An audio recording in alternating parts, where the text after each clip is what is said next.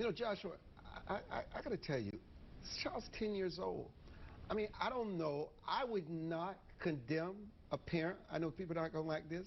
If that parent made the decision to have that abortion, the child is traumatized by some rapist, some thug. I mean, this is a very interesting situation. And where were the parents in this situation? Yeah. Where were they? I don't think that enough attention is being drawn to the decision-making with the parents, with the doctor at hand. There have been suggestions that the doctor, if it was indeed rape, should have disclosed it to the authorities. They're legally obligated to as doctors. So, again, there's a lot of questionable decision-making, but I think voters in the fall will vote with their wallets. I don't think this will be a distraction at all. You said if it was rape, is there something to imply that it wasn't? Joshua? Those are your words. Yes. Do you doubt it was rape? I mean, it's statutory rape for sure. Oh, but good. Yes, but that should have been reported. And Josh, the First Lady, I'm sure she didn't mean no harm by it. It had to do with her speech writers, and she did not read the speech. She's reduced the Hispanic community to tacos. Tacos! That was the gaffe of the year. If you didn't see, Univision actually aired memes teasing her about the gaffe on air. And it was a moment that even the left is rolling their eyes at. And it's cringeworthy. It definitely is. And it shows that how Democrats are out of touch with working class Americans. And a lot of Latinos identify as working class. They work every day, they want to keep what they earn, and when they see Democrats talking about abortion, about gender, to them it feels like they're not in touch with their issues and their everyday lives. You know, inflation is 9.1%. They are raising interest rates, Joshua. Yeah, no, the average American family pays up to $500 more than they were to maintain the same standard of living they did a couple of years ago. If you saw the New York Times poll, that found that 64% of Democrats don't want Biden to run again. That poll found that average families were disappointed not because they can't afford to live, but that they had disposable income, and all of that disappeared because of inflation over the past couple of years. You know, I think we all will agree on this.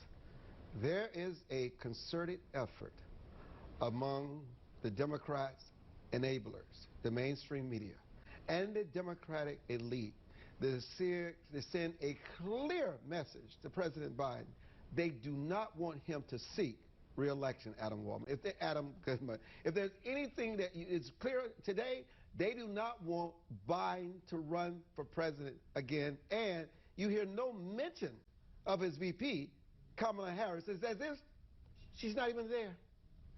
Joshua? Yeah, and I want to raise the fact that the numbers we're seeing right now may be inflated because they were taken right after the Uvalde shootings and right after Roe v.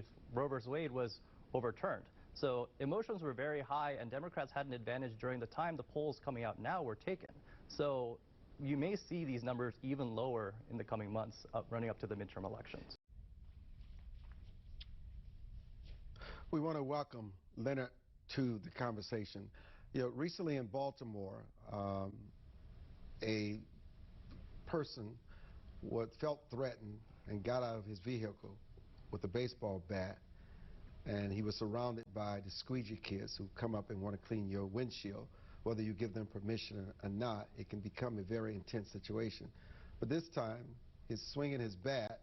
When he walked away, they tossed a rock at him, knocked him down, and one of the kids came up and shot him and then proceeded to shoot him 4 other times, killed him. It's just absolutely cold-blooded murder. And it just put the squeegee situation in the spotlight because it's not only in Baltimore, it's all across the country. Joshua, your parents own a small business. Talk about your experience with this. Yeah, so small businesses rely on a certain level of safety and calm so that people can enjoy and interact with members of their community. So when academics cite studies where a small sample of people, their lives are improved by these progressive policies, they say, oh, we can just use it in our city, in society. But what happens is it affects the lived experience of people when you don't prosecute these minor crimes. and it becomes normalized, and this is what drives people away from everyday Americans trying to make a living. So before I get Rob Bluey in the conversation, let me come back to Leonard. There are national databases, travel sites warning people not to go to places like Baltimore and not to go to other major cities. I mean, these are people, social media claim they run red lights in the city or jump curbs to get away from these kids.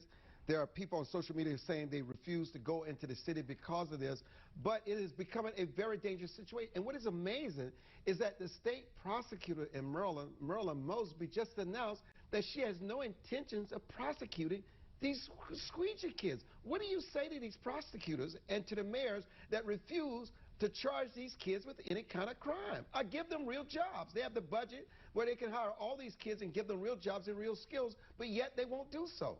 Leonard? We have businesses leaving cities throughout the United States. Jobs are being lost. Economies are being lost. Economic prosperity is being lost. The very viability of cities is being lost. And we have a sea change as about 15 years ago in terms of progressive issues, in terms of how we handle the crime problem. And I'm not quite sure the old way of doing it was exact or right or proper, but I do know that crime is going up, skyrocketing in cities throughout the United States. Like I said, fear of crime is skyrocketing throughout the United States. And if that does not send a message to the progressive prosecutors and people who say, hey, we can't arrest our way out of this situation, well, we can. I'm not saying after charging the person, we don't drop the charges if the person gets involved in a job training program or takes a job offered by the city. There are ways of dealing with it in a sensitive way that does not leave the individual with a criminal record. But the bottom line is that we are talking about the destruction of cities. And if progressive prosecutors and if people in various cities don't understand that, then something's terribly wrong with them. Yes, and when it comes to these cities, the residents that can't leave or don't want to leave are starting to push back. So in liberal California, they have recalled or are in the process of recalling multiple progressive district attorneys who have failed to prosecute minor crimes and are making their cities more dangerous. These citizens understand that their lives have gotten more dangerous, so they are moving, and if they don't get the message quickly, they're not going to have a job. And when it comes to these prosecutors who are motivated by the Black Lives Matter movement, there are Democrats who have raised the fact that these aren't protecting black lives. You see New York City Mayor Eric Adams, he's stated multiple times that most of the people who die in urban violence are black. And that has escalated with these progressive prosecutors and their soft on crime policies. It's not even the ones that are motivated by race. Their policies aren't effective and they aren't helping their population.